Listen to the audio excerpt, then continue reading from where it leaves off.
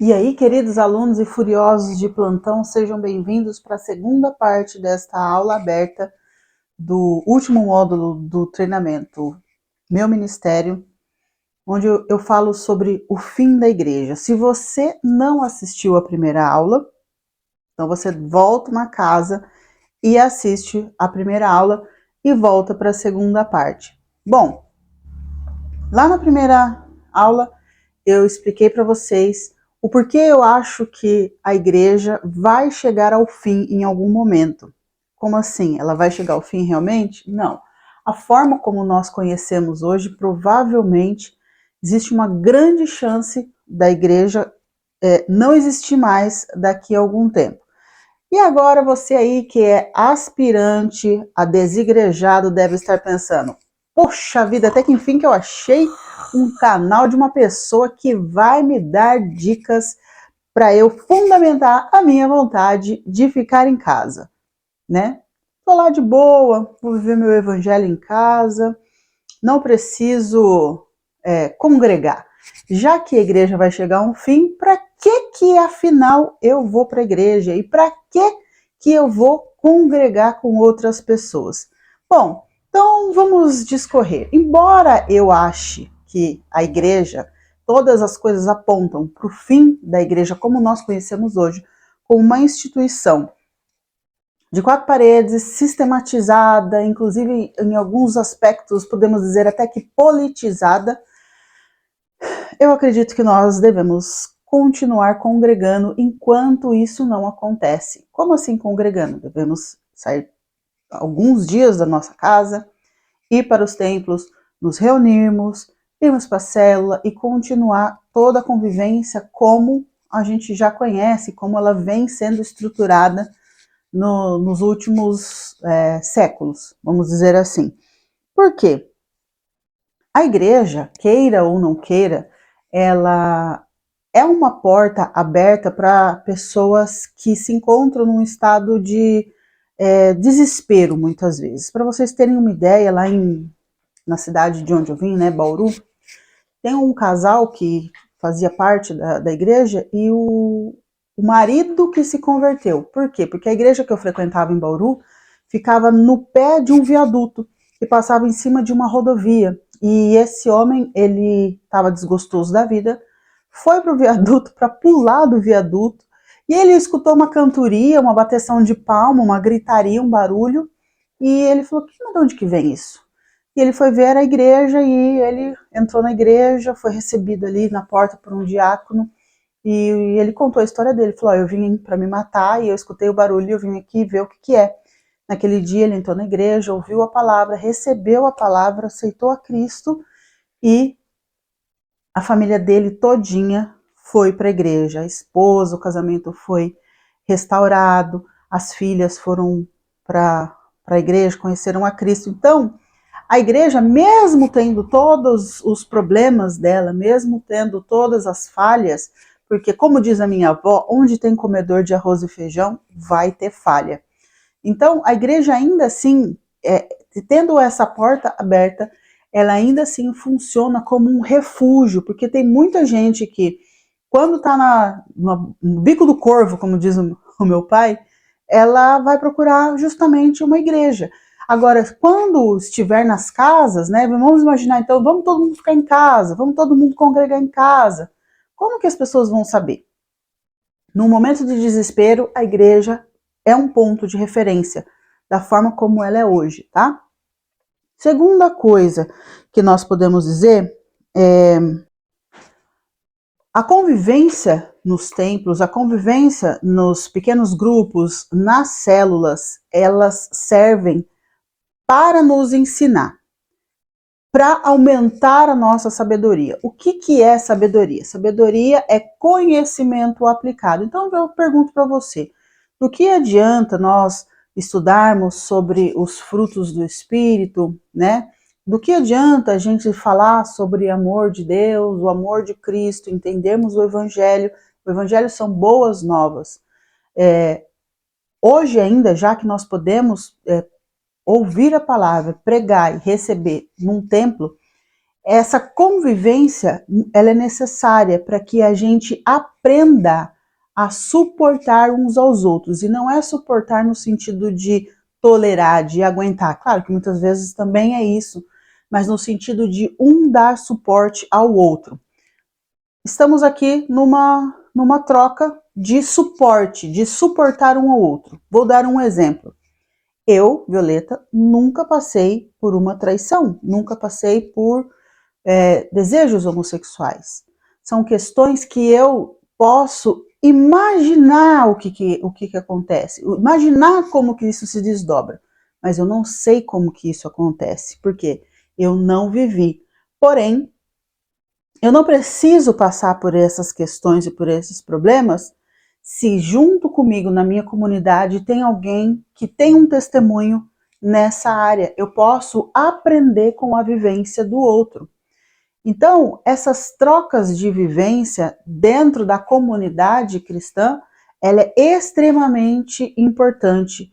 Eu conheço uma moça que ela morava sozinha, ela, o marido e um filho pequenininho, numa cidade distante da família, distante dos amigos da infância, de origem, e num momento muito drástico da vida dela, onde o marido perdeu o emprego, eles perderam casa, perderam a vida, né, sabe quando vai capotando, não tropica, a pessoa foi capotando na vida, e quem socorreu essa moça nesse momento difícil foi a comunidade que ela fazia parte, foi a igreja. Então as pessoas se solidarizavam.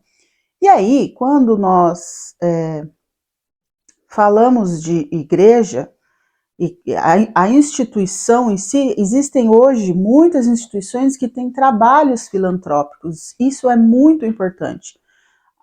O sistema eclesiástico, como ele é formado hoje, na verdade, ele tem que ter em mente que o verdadeiro evangelho, de acordo com o que diz lá em Tiago, qual que é a genuína religião? É o quê? Cuidar dos órfãos e das viúvas. Aí você deve estar pensando assim, Violeta, você está se desdizendo? Não, se você está no meu curso desde o começo, provavelmente você chegou até a aula anterior pensando, é isso aí, eu vou largar tudo, eu vou chutar o balde, eu vou cuidar da minha vida, eu vou cuidar da minha família, eu vou cuidar dos meus filhos. Sim, você tem que cuidar deles, mas é muito importante também congregar. Por quê?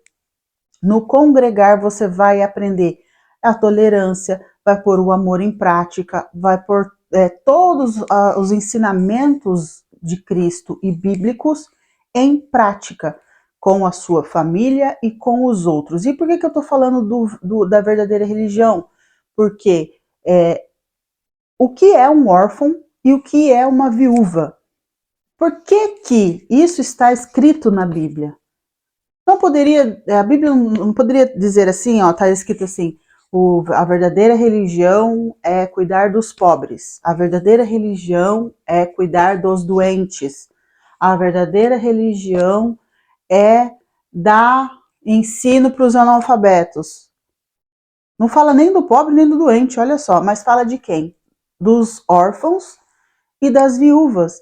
E o que esse curso veio trabalhando ao longo do tempo? Justamente o núcleo familiar. O que esses dois não têm? Núcleo familiar. O núcleo familiar foi desfeito, ou ele foi abalado, ou ele foi danificado. Uma criança que fica órfã, ela perde o quê? Referenciais, seja de paternidade ou de maternidade. Uma viúva que fica sem marido, o que ela perde? A referência do masculino. Logo, os filhos também estão, se ela tiver filhos, os filhos também serão órfãos. Então, veja bem que quando isso é escrito aqui, não está escrito por acaso. Voltamos para o núcleo familiar, né? Porque, se você entendeu bem, a proposta do curso é que você fortaleça o núcleo familiar. E fortalecendo o seu núcleo familiar, você pode fortalecer outros núcleos familiares. E ainda hoje, enquanto existe a igreja como está hoje, 4 paredes, um palco lá na frente, grupo de louvor, isso é muito importante. Por quê? Porque é como se fosse uma caverna, é como se fosse um lugar de refúgio para pessoas que estão num momento de desespero. Se fosse em casas, isso já seria bem mais difícil de ser identificado. Então, veja bem, eu não sou contra igrejas. Na primeira aula eu falo para vocês, não sou contra igreja, não sou contra pastores, não vou falar mal de denominações. Pelo contrário, nós vamos olhar o que existem de falhas, tá? E a começar por nós, em primeiro lugar. O que dá de BO dentro da minha igreja? O que dá de BO, em primeiro lugar, o que dá de BO dentro de mim? Depois, o que dá de BO, de problemas dentro da minha família? O que esses problemas estão me contando? O que a igreja me traz de problemas e de questões para serem resolvidas?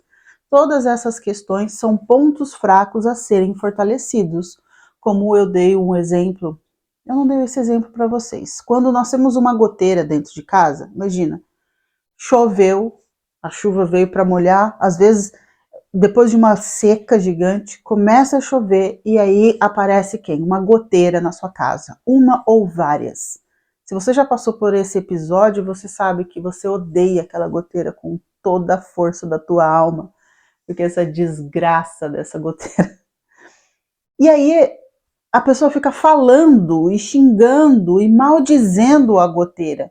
E se ele não tem um balde adequado, ela só tem uma vasilha pequena, aí ela também xinga a vasilha, porque a vasilha não é suficiente, porque a cada hora ela tem que ficar trocando aquela vasilha, tem que jogar água, que só dá trabalho. Aí eu te pergunto, o problema é a vasilha pequena? Não. O problema é a goteira? Não. Qual que é o problema? O problema é o telhado, que está quebrado. Então as pessoas muitas vezes elas passam uma vida brigando com a goteira, xingando o balde pequeno ou a vasilha pequena, mas não xingam quem? O responsável, que é o telhado quebrado. Ao invés dela ir lá consertar o telhado, ela fica brigando, desdenhando, esbravejando por conta da goteira. Então às vezes a gente faz isso na nossa vida eclesiástica, a gente faz isso na nossa vida familiar. O filho está dando problema. O que a pessoa faz? Ela xinga, ela esperneia, porque você é um desgosto. Essa criança, esse moleque é um desgosto. Olha só, cuidei com tanto amor, com tanto carinho. Agora olha o que ele virou. Embora a gente ame, né? A pessoa ame o próprio filho, mas aquela situação tira a pessoa do eixo. Só que o problema é aquela situação agora? Não. A raiz está lá atrás, no momento que eu precisei exercer as minhas funções paternas e maternas, femininas e masculinas, precisei estruturar minha família, eu não estava presente, eu estava cuidando de outros assuntos, tá? Então, esse segundo vídeo é justamente para desfazer na sua cabeça essa ideia infantil e ingênua de que eu estou aqui incentivando você a se tornar um desigrejado. Não vai por esse caminho não, meu filho. Não vai não. Sabe por quê? Quem anda sozinho, se cair, a própria Bíblia diz, é melhor serem dois. Porque se um cair, o outro ajuda a levantar. A igreja, como ela é estruturada hoje, é da mesma forma. É melhor serem dois. Por quê? Se um cair, o outro ajuda a levantar. Qual que é o grande problema aqui? Que não acontece nas igrejas, que não tem essa ajuda muitas vezes. Porque a estrutura emocional das pessoas que estão na igreja ou da pessoa que está na liderança está abalada. Que é a proposta de todo esse treinamento, você começar a fazer uma mudança de dentro para fora, a ponto de que isso possa refletir na sua membresia, possa refletir na sua liderança, nos seus liderados, e refletindo, fortalecendo você, fortalecendo o casal, fortalecendo a família, automaticamente fortaleça a igreja. Se vocês, a gente pode fazer uma comparação, eu fiz essa comparação esses dias com uma atendida minha. Imagina que a vida, ela é um círculo, ela é um tabuleiro redondo. E esse tabuleiro é um jogo. Vamos imaginar que seja um jogo. Eu não sei como que é a regra do jogo, tá? Só que o objetivo é que Nesse tabuleiro são vários círculos. Então imagina que no centro tem um círculo vermelho, para fora tem um círculo amarelo, depois um círculo laranja, depois um círculo verde, depois um círculo azul. Cada círculo, cada anel desse, ele tem alguns pinos encaixados. Então o círculo vermelho tem alguns pinos vermelhos, o círculo amarelo, amarelo, laranja, assim sucessivamente.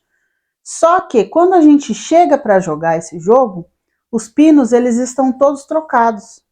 O pino do vermelho está no roxo, do roxo está no verde, né? Tem alguns pinos roxos que estão no seu lugar, mas tem no anel roxo tem pino azul, tem pino verde. O que acontece quando você move um pino desse de lugar? Vamos imaginar que o pino roxo aqui, ó, na parte mais externa do tabuleiro. O pino roxo, que deveria estar aqui, ele está no centro, no vermelho. Então eu tiro do vermelho e eu tenho que encaixar no anel roxo. Só que para eu encaixar no anel roxo, o que eu tenho que fazer? Eu tenho que tirar alguém do lugar. Quando eu tiro alguém do lugar para colocar o roxo no roxo, esse que eu tirei, seja ele verde, seja ele azul, seja amarelo, automaticamente eu tenho que colocar ele no lugar de origem dele. Se o pino for amarelo, eu vou ter que achar um lugar para ele no amarelo. Então, quando uma pessoa da família se reorganiza, seja o pai, seja a mãe, é a mesma coisa. É um pino que está no lugar errado e nós vamos colocar ele no lugar certo. É por isso que quando você se organiza emocionalmente, automaticamente isso vai refletir na sua família, na sua relação de casal, nas suas relações financeiras e na igreja também. Entenderam? Esse é o objetivo. É claro que quando a gente vive em comunidade, a igreja nos proporciona um lugar de aprendizado muito rico, muito amplo. Entenderam? E nós podemos levar esse conhecimento para frente. Entenda que, sistemicamente falando, qual é o nosso objetivo? Nosso objetivo é levar o amor da nossa família para frente. Agora imagine uma igreja onde grande parte das famílias, para não dizer todas, elas têm uma estrutura firme, uma estrutura saudável. Não tem como segurar isso. O crescimento dessa igreja, o crescimento dessa membresia, ela é praticamente automática. Entendeu? E um núcleo onde eu consigo famílias saudáveis, automaticamente eu vou ter relações saudáveis, eu vou ter espiritualidade mais saudável, eu vou ter prosperidade e através da prosperidade emocional, financeira, física, inclusive prosperidade sexual, porque a sexualidade ela está intimamente ligada a finanças. Depois eu estou planejando inserir um novo bloco, um novo módulo somente sobre sexualidade nesse curso de pastores, né? Meu ministério, para vocês entenderem o quanto isso é importante. Então, automaticamente, uma igreja que ela é saudável, que ela tem recursos emocionais, espirituais e financeiros, ela pode expandir o reino com uma facilidade muito maior. Compreenderam? Então, a aula de hoje é essa. E eu espero vocês para uma próxima aula. E se você está assistindo aqui de convidado, espero você para algum próximo vídeo no canal Ministério em Fúria. Não esquece de se inscrever, não esquece de compartilhar, comenta, manda uma pergunta, tá? E se você tiver interesse em fazer terapia ou em adquirir o treinamento Meu Ministério, é só ir lá no meu Instagram, clica no link da bio, tem todos os meus treinamentos para pastores, para adolescentes, para mulheres, para casais e também agendamento de terapia que é feito online. Você pode estar em qualquer lugar do mundo, desde que você tenha uma conexão com a internet e fale português, eu posso te atender, tá? Um beijo, um abraço, te espero no próximo vídeo. Tchau!